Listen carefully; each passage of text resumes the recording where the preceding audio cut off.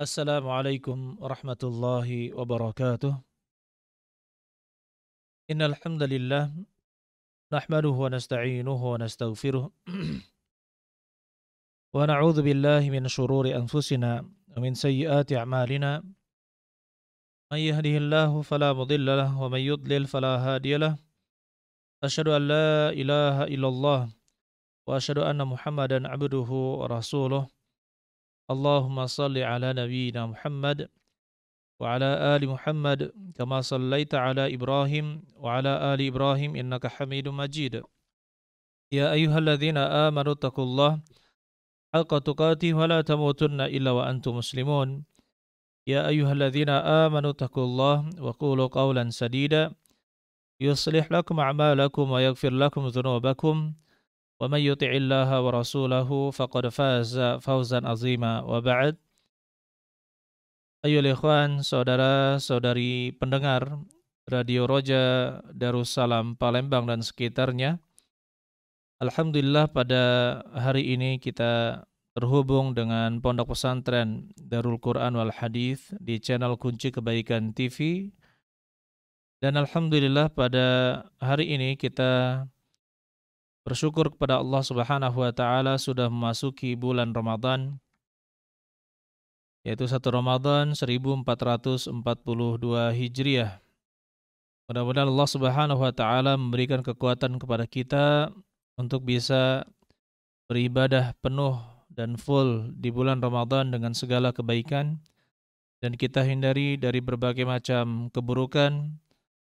Ketika kita tahu datang bulan Ramadan, maka kita benar-benar bertaubat dengan sebenar-benarnya kepada Allah Subhanahu wa taala. Dan insya Allah setiap waktu ini dari jam 4.45 atau 16.45 sampai setengah jam ke depan, yaitu 17.15 atau 5.15, kita akan terhubung dengan Pondok Pesantren Darul Quran wal Hadis ya, bersama saya sendiri Said Yai Ardiansyah. Kita memberikan kesempatan kepada saudara sekalian, saudara pendengar yang ingin interaktif menelepon atau mengirimkan soal ya, pertanyaan berkaitan dengan hukum-hukum fikih, hukum-hukum seputar puasa atau permasalahan-permasalahan yang lain. Insyaallah pada hari ini ya, begitu pula dan seterusnya sampai selesai Ramadan kita memiliki acara ya, di channel atau di Radio Roja Darussalam ini. Insyaallah kita berikan kesempatan untuk saudara-saudari sekalian bertanya, sekaligus kita akan berikan materi tentang dasar-dasar fikih puasa, dasar-dasar fikih puasa. Bagi saudara-saudari, Bapak Ibu sekalian yang ingin bertanya, maka bisa menelepon ke 0822 6947 4046. Sekali lagi, bagi yang ingin bertanya langsung ya melalui telepon, maka bisa bertanya ke nomor 0822 6947 4046. Dan bagi yang ingin bertanya melalui pesan WA, maka bisa atau SMS bisa mengirimkan ke 0853 6943 3330, 0853 6943 kali kemudian 0. Baik, baik, kita sambil tunggu pertanyaan yang masuk. Insyaallah kita bahas pada hari ini ayolah ikhwan, kitab As-Siyam, kitab puasa. As-Siyam secara bahasa ayolah ikhwan, As-Siyam itu artinya adalah al-imsak anis syai', yaitu menahan diri dari sesuatu. Setiap perbuatan menahan diri dari sesuatu, maka itu dinamakan dengan as-siyam, menahan diri dari sesuatu itu dinamakan dengan as-siyam atau puasa. Jadi kalau misalkan ada orang ya secara bahasa mengatakan saya menahan diri dari berbicara, maka dia berpuasa secara bahasa. Secara bahasa dia berpuasa. Kemudian saya menahan diri dari keluar rumah, maka itu artinya berpuasa secara bahasa. Nah, adapun secara syariat kita, ayyuhal ikhwan rahimani wa rahimakumullah, yang dimaksud dengan puasa adalah al-imsaku 'anil akli wasyurbi wasairil muftirat, yaitu menahan diri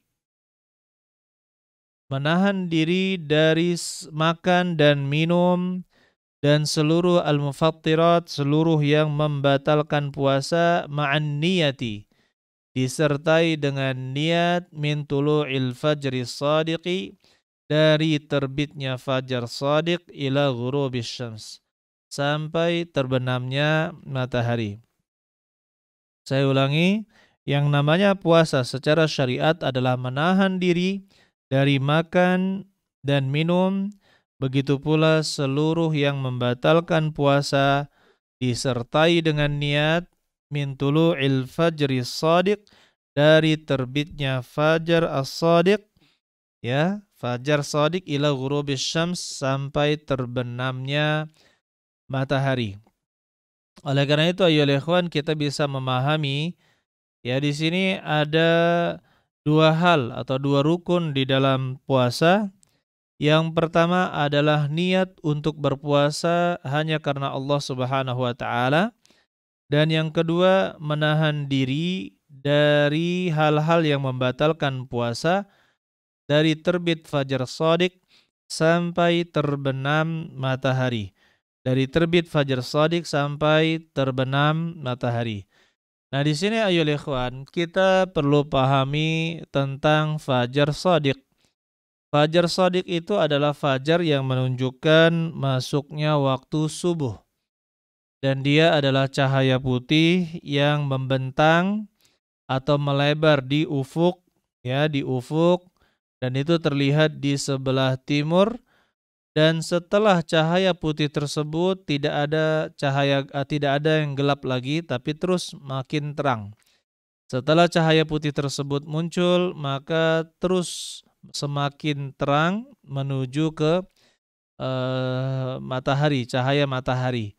Ya, kemudian makin lama makin menguning, kemudian menjadi kuning, kemudian menjadi oranye, seperti itu. Itu namanya kalau sudah muncul cahaya putih di ufuk, yang terbentang di ufuk, ya sebelah timur, kita bisa melihatnya dari utara ke selatan.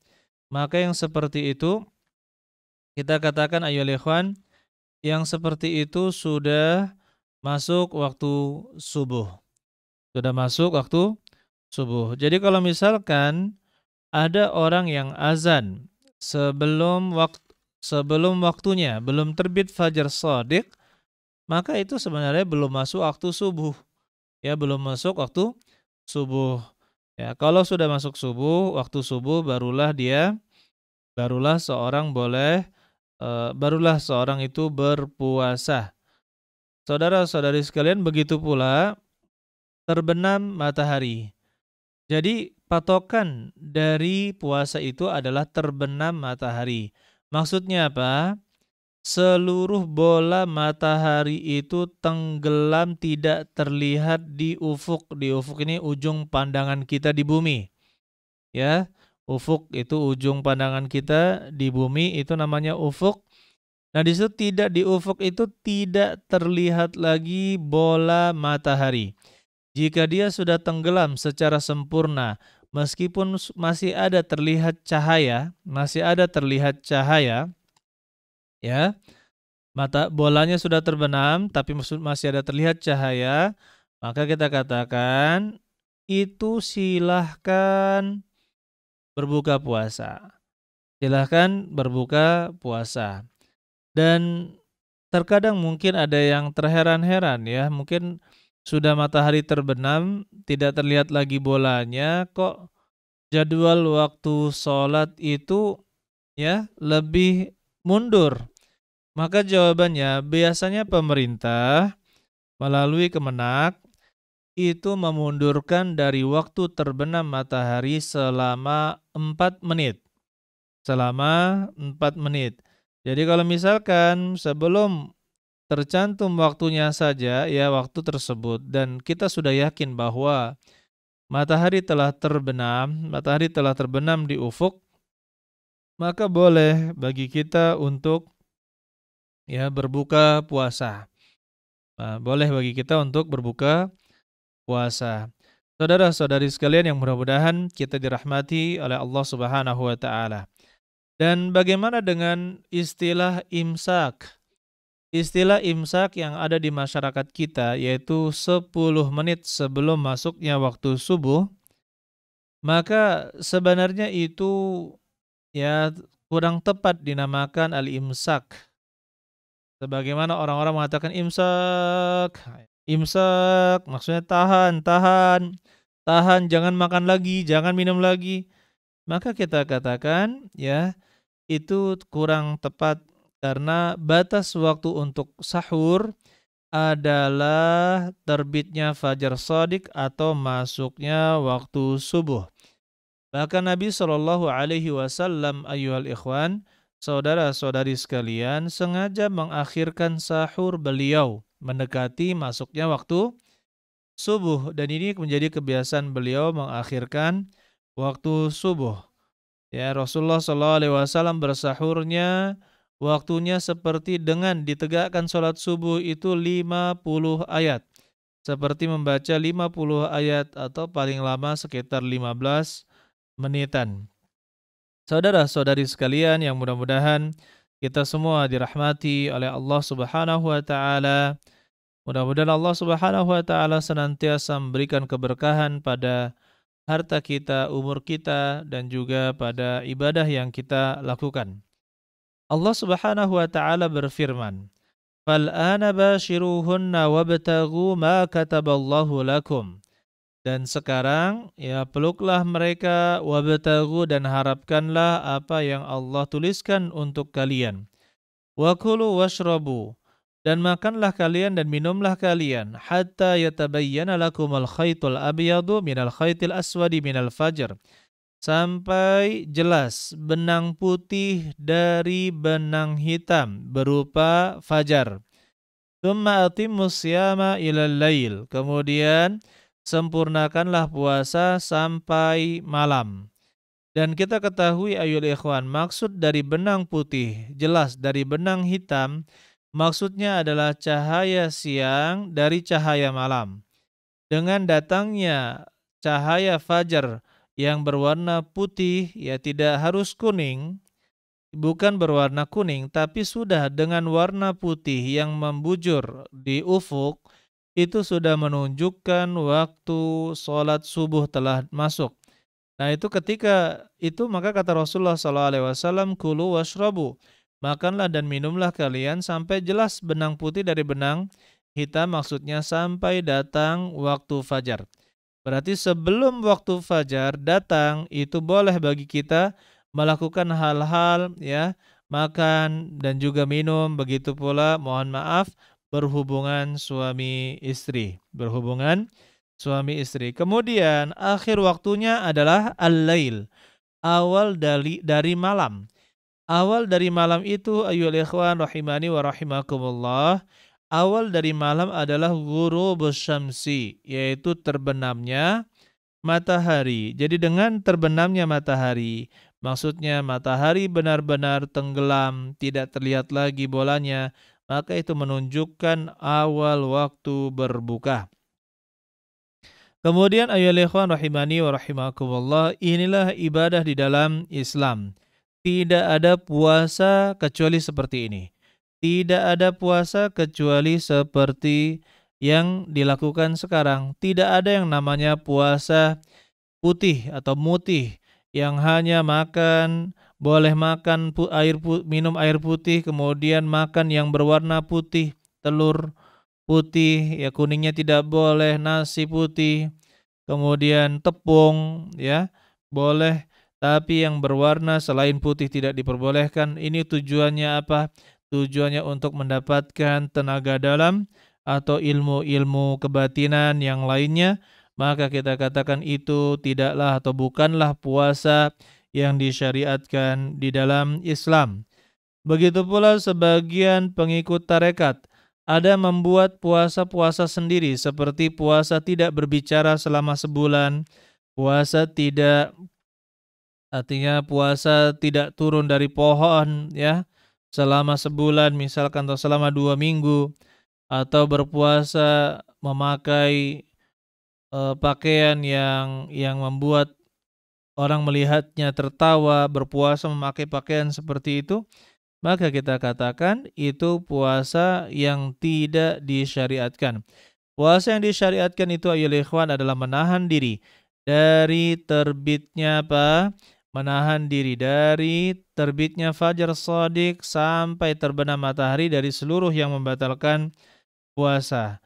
Kemudian selanjutnya ayolah ikhwan perlu kita ingatkan, puasa itu niatnya harus karena Allah Subhanahu wa taala.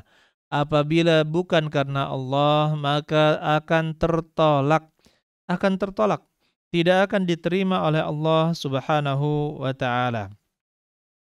Saudara-saudari sekalian yang mudah-mudahan kita dirahmati oleh Allah Subhanahu wa taala, silahkan bagi saudara-saudari sekalian yang ingin bertanya melalui telepon, bisa menelepon ke nomor 082269474046. Insyaallah di sini kita akan rutin tiap hari bersama saya sendiri yaitu Said Yai Ardiansyah. Begitu pula nanti insyaallah diselingi dengan ya ustadz yang lain seperti Ustadz Lili Ibadur Rahman ya, yang mudah-mudahan juga bisa ikut mengisi kajian setiap sore dari jam 4.45 sampai 5.15. Saudara-saudari sekalian yang mudah-mudahan kita semua dirahmati oleh Allah Subhanahu wa taala. Bagi yang ingin bertanya melalui pesan singkat atau WA, silakan menuliskan ke 0853 6943 3330. Baik. Ayo ikhwan rahimani wa rahimakumullah, saudara-saudari sekalian yang mudah-mudahan kita semua dirahmati oleh Allah Subhanahu wa taala. Kita lanjutkan hukum puasa Ramadan. Hukum puasa Ramadan hukumnya adalah wajib. Ya, dan dia termasuk salah satu rukun Islam. Kewajiban yang sangat ditekankan di dalam Islam sehingga menjadi rukun di dalam rukun Islam, di antara rukun-rukun Islam, yaitu rukun Islam yang keempat. Dan ini menunjukkan bahwa meninggalkan rukun Islam itu sangat berbahaya dan termasuk dosa besar yang kita harus peringatkan manusia, ya jangan sampai meninggalkannya. Allah Subhanahu wa taala berfirman di dalam surat Al-Baqarah ayat 183. Ya ayyuhalladzina amanu, wahai orang-orang yang beriman, kutiba alaikumus syiyam, telah diwajibkan kepada kalian berpuasa, kama kutiba alal ladzina min qablikum, sebagaimana telah diwajibkan kepada orang-orang sebelum kalian, la'allakum tattaqun, agar kalian bertakwa. Ini menunjukkan perintah Allah Subhanahu wa taala untuk berpuasa. Begitu pula di dalam surat Al-Baqarah ayat 185. Allah Subhanahu wa taala katakan, "Syahrul Ramadan alladzi unzila fihi al-Qur'an hudan lin-nasi wa bayyinatin minal huda wal furqan. Faman syahida minkum asy-syahra falyasumhu."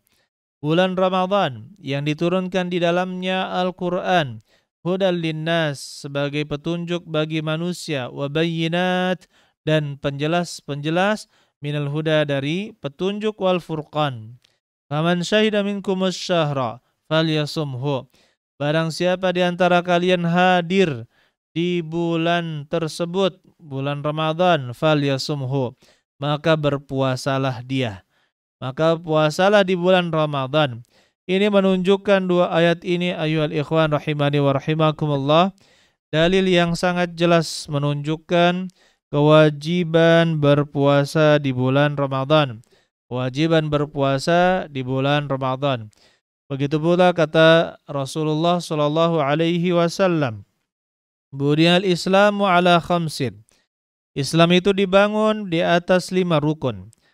Syahadati an la ilaha illallah, bersaksi bahwasanya tidak ada ilah yang berhak disembah selain Allah, wa anna Muhammadan Rasulullah, dan bahwasanya Muhammad adalah Rasul Allah, wa iqamis salah, mendirikan salat yaitu 5 waktu, wa itaiz zakah, membayar zakat, wa saumi Ramadan, dan berpuasa di bulan Ramadan, wa haji baitillahil haram man istata'a ilaihi sabila, dan berhaji ke Baitullah al-Haram, ya, Masjidil Haram, man istata'a ilaihi sabila, bagi yang sanggup mengadakan perjalanan ke sana.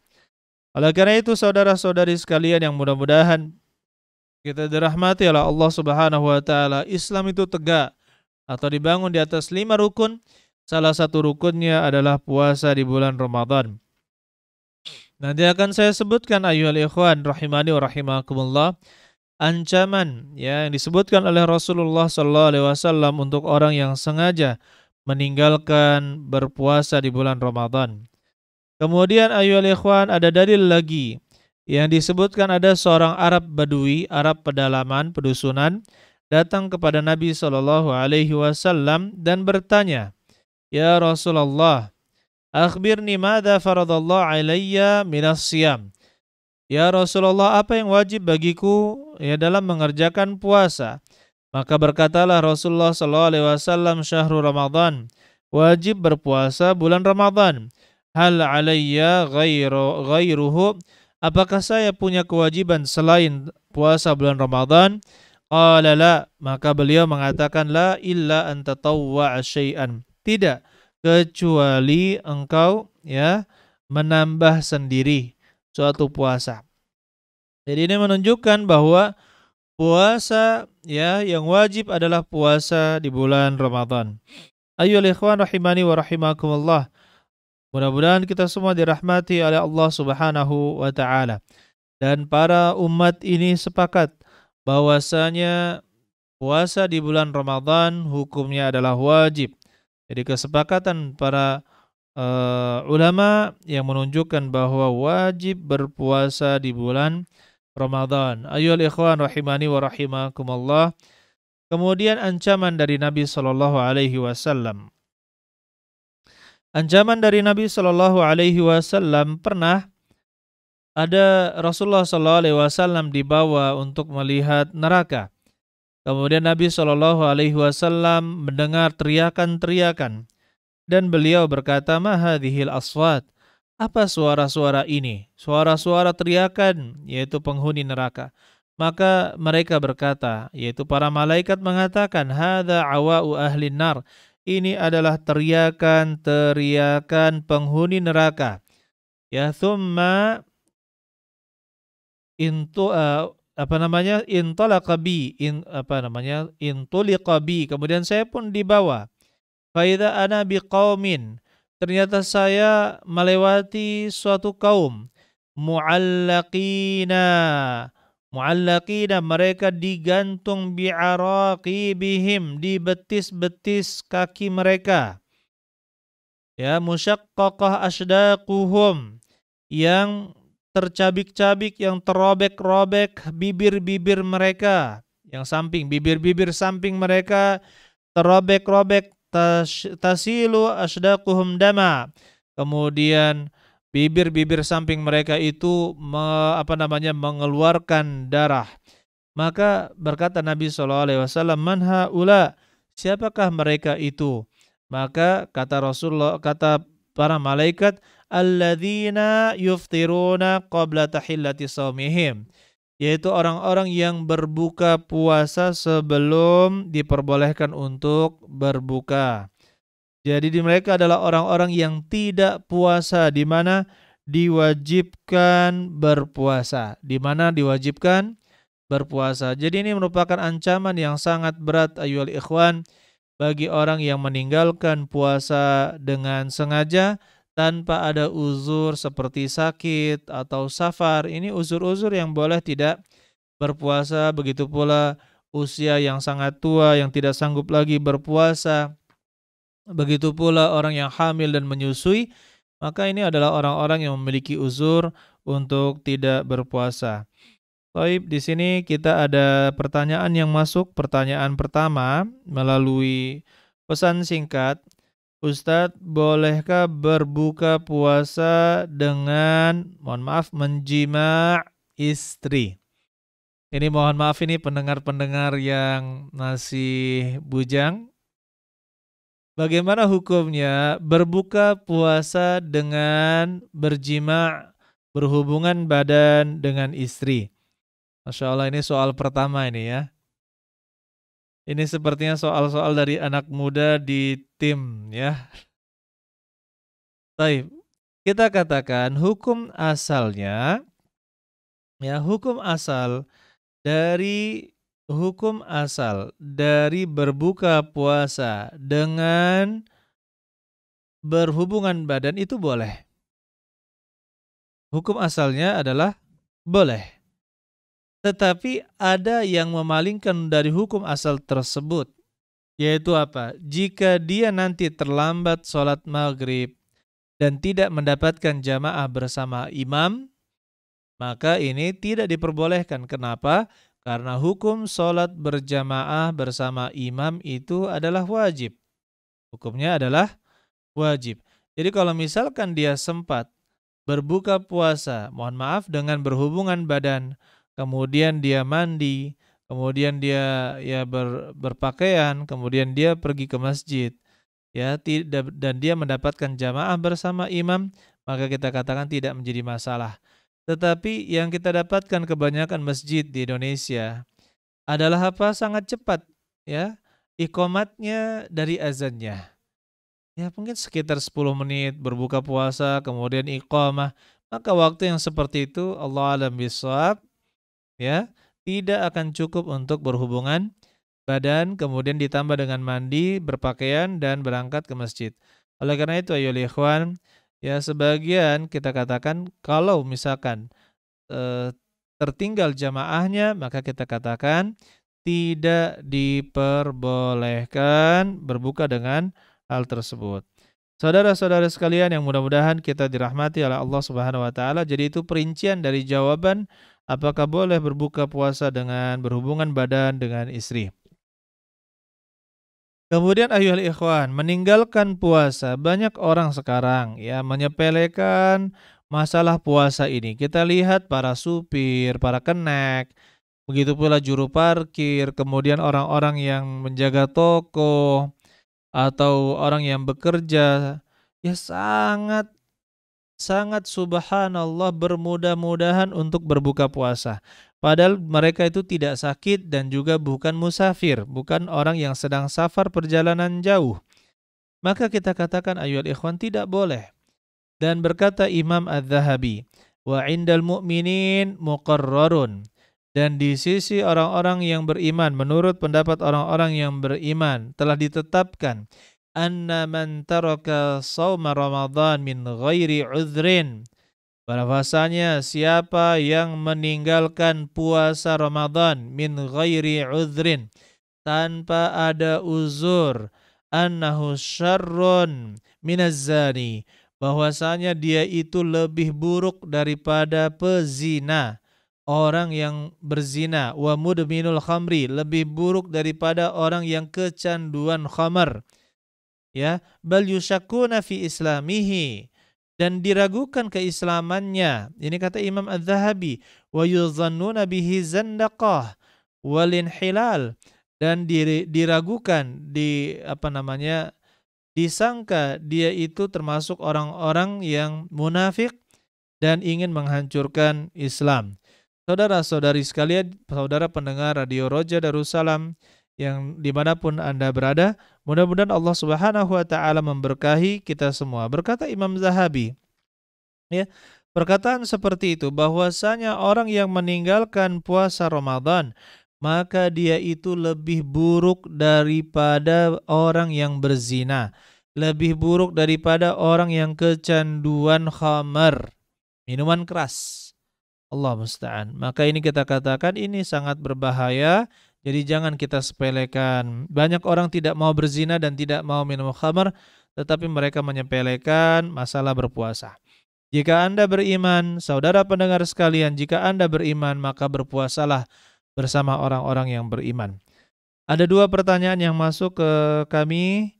Yang pertama, bagaimana hukumnya? Yang kedua, soal yang kedua ya, bagaimana hukumnya jika berpuasa tanpa sholat? Ringkas saja jawabannya, jika mengikuti pendapat bahwa sholat itu meninggalkan sholat dengan sengaja kafir atau keluar dari agama Islam, maka kalau mengikuti mazhab yang seperti ini berarti puasanya tidak sah. Puasanya tidak sah. Tetapi kalau misalkan mengikuti mazhab jumhur ulama termasuk mazhab Syafi'i di dalamnya yang mengatakan bahwa orang yang meninggalkan sholat dengan sengaja tapi dia tetap meyakini kewajiban sholat tapi dia malas sholat, itu tidak kafir, tidak keluar dari agama Islam. Ini pendapat jumhur ulama, maka kita katakan sah puasanya. Akan tetapi perlu kita ingatkan ayyuhal ikhwan, di akhirat yang pertama kali dilihat adalah amalan sholat. Jika sholatnya benar barulah dilihat amalan-amalan lainnya. Jika sholatnya tidak benar, maka tidak perlu dilihat lagi amalan-amalan lainnya. Allah alam bishawab. Kemudian soal yang selanjutnya, apakah ghibah membatalkan puasa? Mengingat di dalam hadis disebutkan ghibah adalah makan bangkai saudaranya yang digibahi. Ya, Ustaz. Yuhibbu ahadukum an ya'kula lahma akhihi maitan fakarihtumu. Di dalam surat Al-Hujurat dikatakan yang artinya apakah kalian suka memakan daging bangkai saudara kalian sendiri, tentu kalian membencinya. Fakarihtumuh, tentu kalian membencinya. Jadi sini dikatakan menggibahi sama dengan memakan daging bangkai ya saudara sendiri. Ayyuhal ikhwan, ini bahasa kiasan. Bahasa kiasan tidak menunjukkan makna yang sebenarnya, tetapi kita katakan bahwa dosa menggibahi itu secara hukum tidak membatalkan puasa, tetapi merusak ibadah puasa. Kata Rasulullah SAW,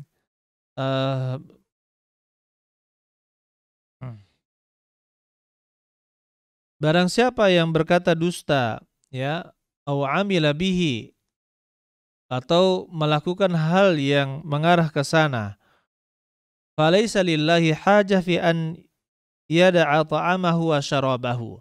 Maka Allah tidak memiliki hajat untuk menerima apa yang dia tinggalkan dari makan dan minumnya. Maksudnya Allah tidak ada hajat untuk menerima puasanya. Ini orang yang man lam yada' qaula zur wal amala bihi, ya barang siapa yang tidak meninggalkan perkataan dusta termasuk ghibah di dalamnya, wal amala bihi, dan beramal dengannya, maka Allah tidak ada hajat untuk menerima apa yang ditinggalkan dari makanan dan minumnya. Allah tidak ada hajat untuk menerima puasanya. Allah alam bisawab. Saudara-saudari sekalian yang mudah-mudahan kita dirahmati oleh Allah Subhanahu wa taala. Alhamdulillah, ini kita sudah menunjukkan 17 lewat 17. Ya, nanti insyaallah pertanyaan yang masuk selanjutnya akan kita jawab pada pertemuan besok hari biidznillah taala. Barakallahu fikum jami'an. Subhanakallahumma bihamdik asyhadu an la ilaha illa anta astaghfiruka wa atubu ilaik. Assalamualaikum warahmatullahi wabarakatuh.